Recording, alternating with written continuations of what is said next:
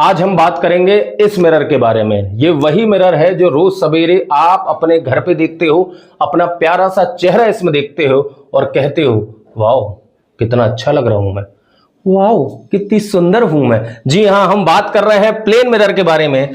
Plane mirror के बारे में बात करते समय हम इन 4 पॉइंट पे इस लेक्चर को डिस्कस करेंगे। प्लेन मिरर की properties, image formation by plane mirror कैसी इमेज बनाता है, उस प्लेन मिरर के द्वारा जो इमेज बनाएगी उसका नेचर कैसा रहता है, क्योंकि ये बोर्ड PYQ है, बोर्ड में पिछले कई सालों में पूछा गया है, इसलिए इसका डिस्कशन बहुत इंपॉर्टेंट हो जाता है। साथ ही साथ ये डिस्कस करेंगे कि प्लेन मिरर के कौन कौन से MCQ बन सकते हैं, किस प्रकार के रीजनिंग क्वेश्चन बन सकते हैं और किस तरीके से प्लेन मिरर का कॉन्सेप्ट हमको न्यूमेरिकल में काम आ सकता है। तो चलिए शुरू करते हैं इस शानदार से लेक्चर को। हेडिंग लगा लीजिए प्लेन मिरर। सबसे पहले प्लेन मिरर की प्रॉपर्टी बता दूं। प्लेन मिरर आपको बता दूं होता क्या है। आप अपने घर में देखते हो, इसमें प्लेन मिरर का जो फ्रंट सरफेस है इसे शाइनिंग सरफेस या रिफ्लेक्टिंग सरफेस बोलते हैं। This is shining surface, reflecting surface, image इसके अंदर ही बनती है। और इसके पीछे देखिए, यहां तो प्लास्टिक है, इसके पीछे जो होता है पॉलिश्ड होता है। पॉलिश्ड होता है तो लाइट यहां से टकरा के अंदर नहीं जा पाती, लाइट यहां से टकरा के क्या हो जाती है, रिफ्लेक्ट हो जाती है। इस कारण से इमेज बनती है, इस कारण से इमेज बनती है। तो प्लेन मिरर को सिंबॉलिकली मैं यहां पे ऐसे बना देता हूं कि यहां पे इसका ये पिछला भाग इसका पॉलिश्ड है, ये शाइनिंग सरफेस है, जो फ्रंट सरफेस दिख रहा है शाइनिंग सरफेस है। प्लेन मिरर का पहला नेचर होता है जैसे को तैसा, जैसे को तैसा, मतलब टिट फॉर टैट। शराफत की दुनिया का किस्सा ही खत्म, शराफत की दुनिया का किस्सा ही खत्म। अब जैसी दुनिया वैसे हम, यह है प्लेन मिरर का नेचर, मेरा नहीं, जैसे को तैसा, टिट फॉर टैट। यानी कि अगर आपने इसको डाइवर्जेंट लाइट रे दे दी, डाइवर्जेंट मतलब एक पॉइंट से फैलने वाली, अगर आपने इसको डाइवर्जेंट लाइट रे दे दी, आपकी इंसिडेंट लाइट रे डाइवर्जेंट है तो आपकी रिफ्लेक्टेड भी डाइवर्जेंट होगी, आपकी रिफ्लेक्टेड भी डाइवर्जेंट होगी। अगर आपकी इंसिडेंट लाइट रे डाइवर्जेंट है, ये इंसिडेंट है, ये इंसिडेंट है, अगर आपकी इंसिडेंट रे डाइवर्जेंट है तो जो आपकी रिफ्लेक्टेड है ये भी डाइवर्जेंट ही होगी, ठीक है ना, आपकी रिफ्लेक्टेड रे भी डाइवर्जेंट ही होगी, जैसे को तैसा। यदि आप इसको पैरेलल लाइट रे दे दोगे, यदि आप इसको पैरेलल लाइट रे दे दोगे, ये देखिए ये इंसिडेंट लाइट रे आपस में पैरेलल है, इंसिडेंट लाइट रे आपस में पैरेलल है। अगर आप इसको पैरेलल लाइट रे दे दोगे तो ये आपको वापस कैसी करेगा, पैरेलल। ये है इंसिडेंट रे, ये देखिए पेयर ऑफ इंसिडेंट रे जो आपस में पैरेलल है। This is the pair of reflected रे जो कि आपस में पैरेलल है। अगर आप इसको डाइवर्जेंट दोगे, डाइवर्जेंट मिलेगी, आप इसको पैरेलल दोगे, पैरेलल मिलेगी। इसका मतलब जैसे को तैसा आप प्लेन मिरर को जो दोगे आपको वो रिटर्न में मिल जाएगा। ये प्लेन मिरर का नेचर होता है, ये प्लेन मिरर की प्रॉपर्टी होती है कि इसको जैसी लाइट रे दोगे या आपको वैसी वापस कर देगा। नेक्स्ट टॉपिक पे आते हैं, image formation by plane mirror. Heading लगा लें, image formation by plane mirror.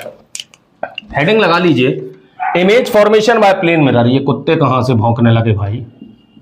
Image formation by plane mirror, बड़ा इंटरेस्टिंग सवाल है भैया, यहां से बहुत सारे सवाल बनते हैं, ठीक है ना। न्यूमेरिकल में भी काम आता है ये टॉपिक, MCQ में भी काम आता है, रीजनिंग में भी काम आता है, ध्यान रखना, ठीक है ना। ये एक ऑब्जेक्ट है, इस ऑब्जेक्ट ने, चूंकि नियर बाय ऑब्जेक्ट है, साफ समझ में आ रहा है। अगर ऑब्जेक्ट हमारे बहुत पास होता है तो डाइवर्जेंट लाइट रे, ऑब्जेक्ट हमसे बहुत दूर होता है तो पैरेलल लाइट रे, और कन्वर्जेंट कब मिलती है, जब ऑब्जेक्ट वर्चुअल होता है। हमने तीनों पढ़ रखे हैं पिछले लेक्चर में, ठीक है ना। तो ये एक ऑब्जेक्ट है, मान लो O, ये रियल ऑब्जेक्ट है, नियर बाय ऑब्जेक्ट है, इसने डाइवर्जेंट लाइट रे दी। अब तुम्हें मालूम है यदि प्लेन मिरर को डाइवर्जेंट दोगे तो तुम्हें रिफ्लेक्टेड कैसी मिलेगी, डाइवर्जेंट। इंसिडेंट यदि डाइवर्जेंट है तो रिफ्लेक्टेड भी डाइवर्जेंट होगी, इंसिडेंट यदि डाइवर्जेंट है तो रिफ्लेक्टेड भी डाइवर्जेंट होगी। क्या ये दो रिफ्लेक्टेड रेज आपस में कहीं मिल रही हैं? तुम्हें मालूम है इमेज कब बनती है, पिछले लेक्चर में सीखा कि जब दो रिफ्लेक्टेड रेज आपस में इंटरसेक्ट करती हैं, जब दो रिफ्लेक्टेड रेज आपस में इंटरसेक्ट करती हैं तो इमेज फॉर्मेशन होता है। पर ये दो रिफ्लेक्टेड रेज कहीं मिल रही क्या, एक चली कलकत्ता एक चली दिल्ली, ये तो कहीं नहीं मिल रही। तो हमने इनको पीछे की तरफ बढ़ाया, हमने इनको पीछे की तरफ एक्सटेंड करा तो मैंने देखा कि ये यहां मिल रही थी। ऐसा लग रहा है कि ये रिफ्लेक्टेड रेज मिरर के पीछे से आ रही हूं। ऐसा लग रहा है कि ये दो रिफ्लेक्टेड रेज मिरर के पीछे से आ रही हैं। ये होती है ऑब्जेक्ट की वर्चुअल इमेज, क्योंकि ये डायरेक्ट इंटरसेक्शन नहीं हुआ। ये डायरेक्ट इंटरसेक्शन नहीं हुआ। डायरेक्ट इंटरसेक्शन होता तो वो इसी साइड मिल जाती। मिरर के पीछे जब भी बनेगी कौन सी इमेज बनेगी? वर्चुअल इमेज बनेगी। तो अगर मान लो ऑब्जेक्ट डी डिस्टेंस पे है तो इमेज भी डी डिस्टेंस पे बनेगी, मतलब at same distance. At same distance बनती है इमेज। इमेज वर्चुअल बनती है। अगर वर्चुअल है तो वो इरेक्ट बनेगी।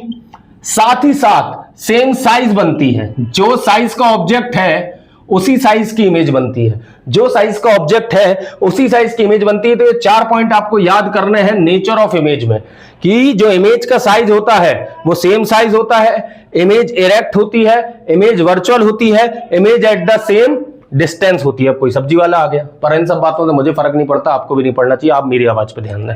तो वो अपना काम कर रहा है, मैं अपना काम कर रहा हूं। मेरे कारण वो अपना काम नहीं रोकेंगे और उनके कारण मैं अपना काम नहीं रोकूंगा। सब अपना अपना काम करते रहे। लोग कहते हैं ना कि YouTube वीडियोस पे डिस्टरबेंस नहीं होना चाहिए या ये आवाज नहीं आनी चाहिए। हम लोग कई बार स्कूल में पढ़ते हैं, कोचिंग में पढ़ते हैं, तो कुछ आवाजें हमको आती हैं बाहर से, पर हमको फोकस काय पे करना रहता है? हमको फोकस पढ़ाई पे करना होता है। अगर हम इन बातों से ही भ्रमित होने लगे, ये तो बहुत छोटे छोटे एलिमेंट्स हैं, लाइफ में तो बहुत बड़े बड़े डिस्ट्रैक्शंस आएंगे। ये तो बहुत छोटे एलिमेंट्स हैं कि बाहर से आवाज आई, हमने कही अरे हम तो वीडियो छोड़ के जा रहे हैं, सर की क्वालिटी ठीक नहीं है।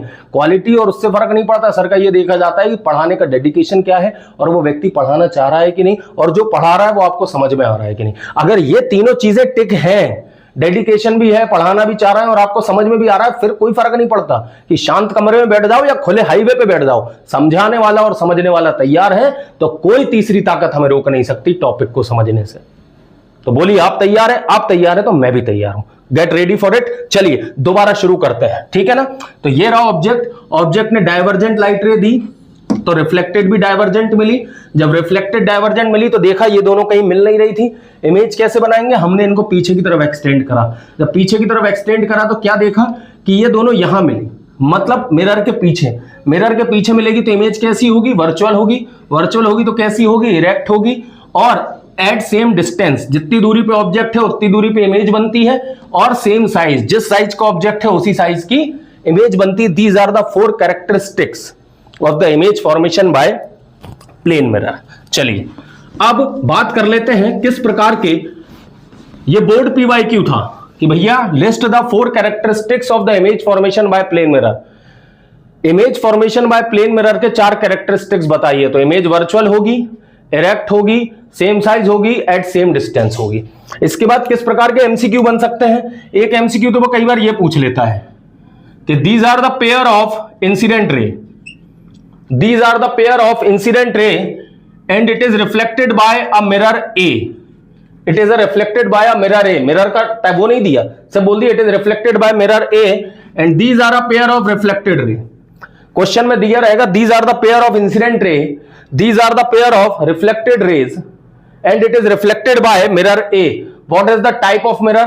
mirror A किस टाइप का होगा? कॉन्केव होगा, कॉन्वेक्स होगा, प्लेन होगा? None of these. आंसर क्या है भैया? जो प्लेन A है, जो मिरर A है वो प्लेन मिरर है, क्योंकि प्लेन मिरर का नेचर होता है जैसा दोगे वैसा मिलेगा, जैसा दोगे वैसा मिलेगा। और न्यूमेरिकल में आप किस तरीके से यूज कर सकते हो वो भी हम डिस्कस करेंगे जब न्यूमेरिकल पढ़ रहे होंगे। अभी थ्योरेटिकल के हिसाब से प्लेन मिरर आप समझ गए कि प्लेन मिरर क्या होता है? जैसे को तैसा, जैसा दोगे वैसा मिलेगा। प्लेन मिरर को आप जैसी लाइट रे दोगे वैसी आपको वापस मिल जाएगी। Image formation by plane mirror में आपने क्या सीखा कि यदि ऑब्जेक्ट जिस साइज का है उसी साइज की इमेज मिलेगी। ऑब्जेक्ट 10 मीटर पे है तो इमेज भी 10 मीटर पे मिलेगी। और एक बात बता दूं वर्चुअल इमेज का मतलब, इस समय आपको जो इमेज अंदर दिख रही है ना वो पीछे कुछ है ही नहीं, कांच के पीछे कुछ नहीं, पर इसके अंदर आपको इमेज दिख रही होगी मोबाइल की। जिस मोबाइल से शूटिंग हो रही है उसकी इमेज आपको दिख रही होगी, ठीक है ना, उसकी इमेज आपको दिख रही है। पर देखिए यहां पीछे कुछ नहीं है, यहां पीछे कुछ भी नहीं है, इस कांच के पीछे कुछ नहीं है, मतलब ये वर्चुअल इमेज है। आप इसको स्क्रीन पे नहीं ले सकते हैं। ये मैंने आपको पिछले लेक्चर में समझाया भी था जब एक्सपेरिमेंट कराया था। आई होप आपको समझ में आ गया होगा प्लेन मिरर। चलिए मिलते हैं नेक्स्ट लेक्चर में।